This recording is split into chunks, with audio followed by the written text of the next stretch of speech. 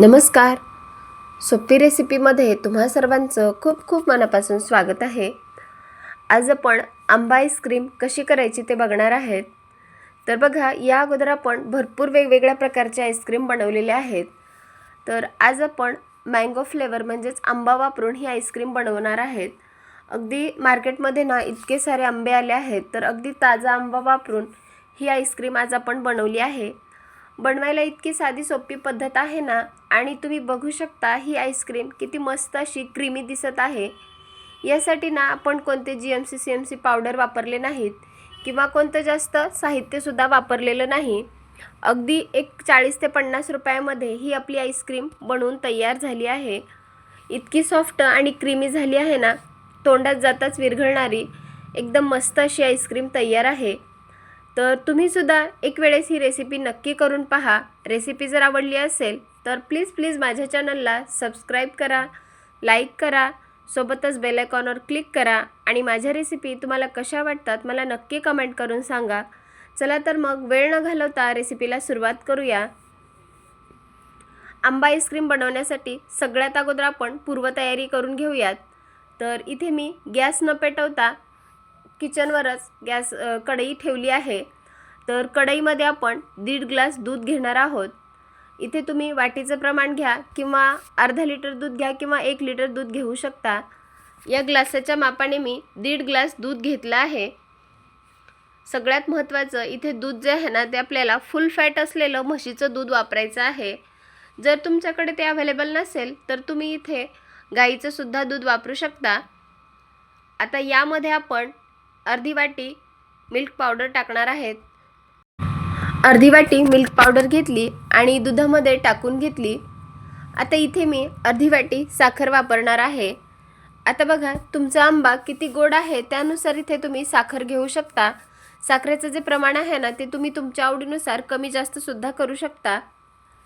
आता बघा, दुधामध्ये आपण मिल्क पावडर टाकली आहे, साखर टाकली, तर हे दोन्ही जिन्नस ना आपल्याला दुधामध्ये छान असे मिक्स करून घ्यायचे आहेत. तुम्ही हवं तर ना एवढ्या जास्त दुधामध्ये तुम्हाला मिक्स करायचं नसेल तर अगदी थोड्याशा दुधामध्ये मिल्क पावडर आणि साखर जे आहे ते विरघळवून घेऊ शकता किंवा विस्करच्या मदतीने छान असं हे फेटून घेऊ शकता. आता यामध्ये 1 चमचा कस्टर्ड पावडर टाकणार आहेत. तर ज्या चमच्याने आपण पोहे खातो ना, त्याच चमच्याने आपल्याला फक्त 1 चमचा कस्टर्ड पावडर टाकायची आहे. यापेक्षा जास्त टाकायचं नाही. आता कस्टर्ड पावडर तुम्हाला कोणत्याही किराणा स्टोर्समध्ये सहजपणे उपलब्ध होईल. पण इथे मी व्हॅनिलाची कस्टर्ड पावडर वापरली आहे. तर कोणतेही लूज कस्टर्ड पावडर आपल्याला वापरायचे नाहीत. कंपनीचेच कस्टर्ड पावडर वापरायचं आहे. आता हे सर्व जिन्नस आपण चांगले व्यवस्थित मिक्स करून घेतले. परत आपण गॅस ऑन केला आणि गॅसवरती कढई गरम करण्यासाठी ठेवली आहे. आता आपल्याला दुधाला मोठ्या गॅसवरती चांगली उकळी काढून घ्यायची आहे. तर सुरुवातीला आपण हाय फ्लेम केली आणि चांगलं दूध जे आहे ना ते ढवळून घेतलं. कारण तळाला आपलं मिल्क पावडर, कस्टर्ड पावडर चिटकू नये म्हणून चांगलं याला मिक्स करून घ्यायचं आहे. गॅसची जेव्हा तुम्ही हाय फ्लेम ठेवचाल ना, तेव्हा इकडे तिकडे कुठे जायचं नाही. तर बघा, दुधाला छान अशी उकळी आली की चांगलं याला मिक्स करून घ्यायचं आहे आणि याला कंटिन्युअसली सारखं असं आपल्याला हलवत राहायचं आहे. आता गॅसची फ्लेम आपण मध्यम ठेवूयात आणि दुधाला छान अशी उकळी काढून घेऊयात. तर तुम्ही सुद्धा ना, उन्हाळा इतका सुरू झाला आहे, उन्हाळ्यामध्ये असे जर रोज थंडगार पदार्थ बनवून दिले ना, तर लहान मुलेच काय, घरातली मोठी माणसं सुद्धा अगदी आवडीने खातील. इतकी मस्त आपली आईस्क्रीम बनत आहे. आता बघा, दुधाला सुद्धा छान अशी उकळी आली. गॅसची फ्लेम आपण मध्यम केली आहे. आता जसजसं वेळ जाईल ना, तसतसं दूध आपलं छान असं आटवून झालेलं आहे. पूर्वीपेक्षा दुधाला छान असं दाटसरपणा आलेला आहे. तर तुम्ही बघू शकता, हे दूध थोडंसं दाटसर झालेलं आहे. कडेने आलेली साय आपल्याला चांगली खरडून मध्ये घ्यायची आणि दूध सारखं आपल्याला हलवत राहायचं आहे. दूध ठेवल्यापासून कमीत कमी एक 5 ते 7 मिनिट आपल्याला हे दूध आटवून घ्यायचं आहे. आणि आता तुम्ही बघू शकता, दूध छान असं आटलेलं आहे. पूर्वीपेक्षा सुद्धा छान असा याला दाटसरपणा आलेला आहे.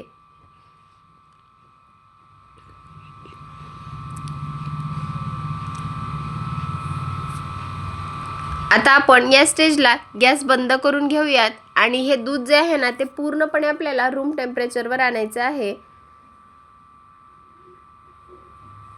आता एवढा दाटसरपणा दुधाला आला की गॅस बंद करून घेऊयात आणि दूध जे आहे ना ते पूर्णपणे आपल्याला रूम टेम्परेचरवर आणायचं आहे, कारण आपण याची पुढे जाऊन अजून एक प्रोसेस करणार आहेत. तर बघा, गॅस बंद करून घेतला आणि दूध आपण पूर्णपणे रूम टेम्परेचरवर आणूयात.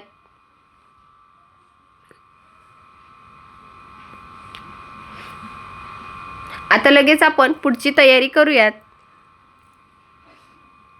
आता इथे मी आंबा आईस्क्रीम करण्यासाठी 2 आंबे घेतले आहेत. तर इथे मी आंबे जे आहेत ना केशर आंबा वापरणार आहे. तुमच्याकडे जो आंबा अवेलेबल आहे ना तो तुम्ही वापरू शकता. आता हा दिसायला थोडासा तुम्हाला हिरवा दिसत असेल, पण इतका गोड आहे ना, तर मी स्वतः हा आंबा खाऊन बघितला, त्यामुळे हा आंबा मी निवडला आहे. आंबा घेतला, 2 ते 3 पाण्याने स्वच्छ धुवून घेतला आणि आता यावरचा जो भाग आहे ना तो आपल्याला याची साल जी आहे ती काढून टाकायची आहे.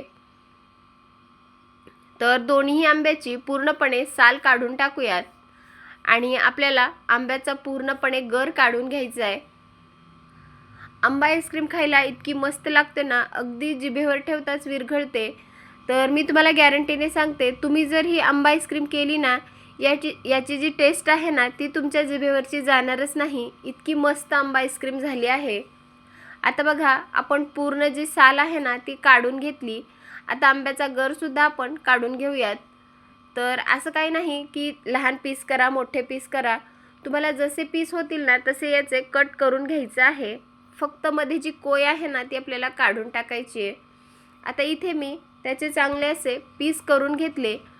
आता याचं आपल्याला एकदम स्मूथ असं पेस्ट करून घ्यायचं आहे. तर मोठं मिक्सरचं भांडं घेतलं, जे ज्युसर असतं ते घेतलं, त्यामध्ये हा सगळा आंबा टाकून घेतला. आता यामध्ये सगळ्यात महत्त्वाचं म्हणजे दूध टाकायचं नाही किंवा पाणी टाकायचं नाही. एकदम याची स्मूथ पेस्ट करून घ्यायची आहे. आता बघा, यामध्ये पाणी किंवा दूध न टाकता याची स्मूथ अशी छान अशी पेस्ट करून घेतली. तर याचं टेक्स्चर तुम्ही बघू शकता. अशा प्रकारे हे आपल्याला मिक्सरला फिरवून घ्यायचं आहे. आता बघा, आपण जे दूध आटवून घेतलं होतं ना ते सुद्धा पूर्णपणे रूम टेम्परेचरवर आलेलं आहे, म्हणजे पूर्णपणे थंडगार झालंय.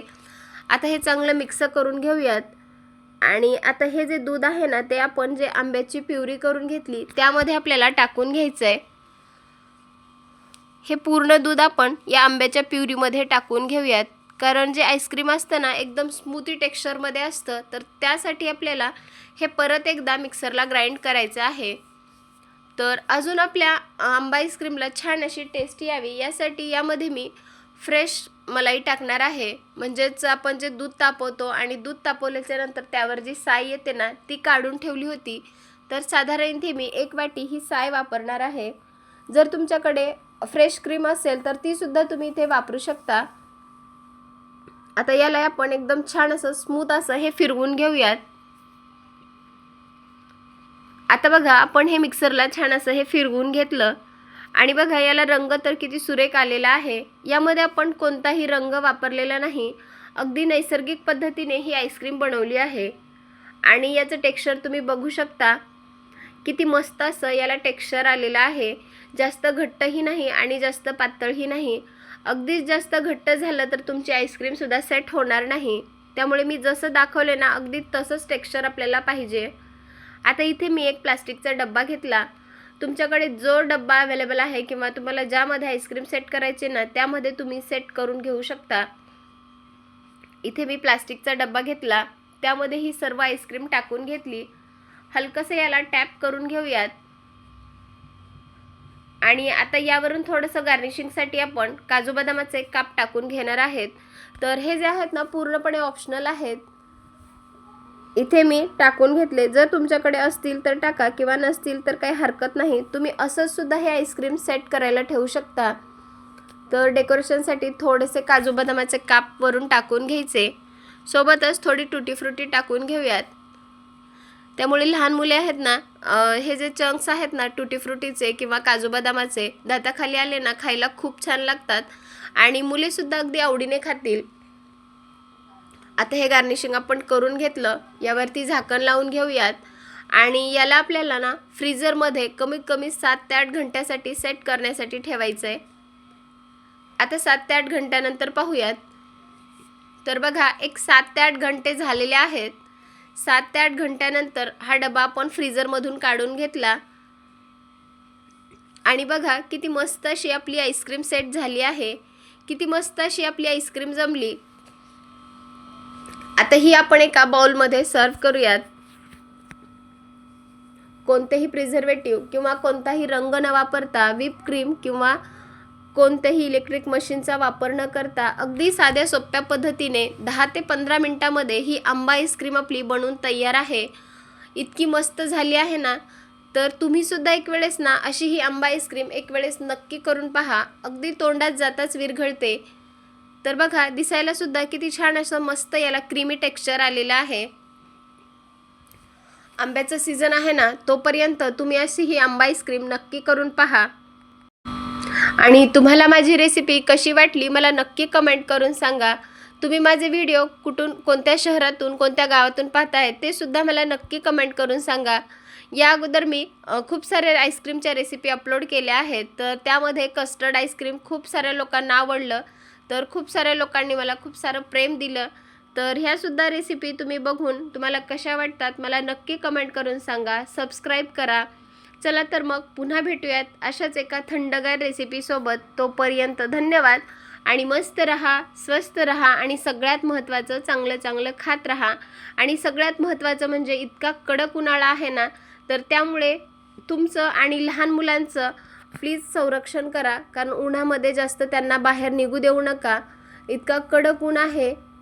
त्यांना बाहेर न जाऊ देता घरामध्ये जर तुम्ही असे रोज पदार्थ करून जर त्यांना खायला दिले ना, तर ते अगदी आवडीने खातील. बाहेरचं खायला न देता घरातच त्यांना असं गुंतवून ठेवा. चला तर मग पुन्हा भेटूयात अशाच एका थंडगार रेसिपीसोबत. तोपर्यंत धन्यवाद. मस्त रहा, स्वस्त रहा आणि सगळ्यात महत्त्वाचं काळजी घ्या.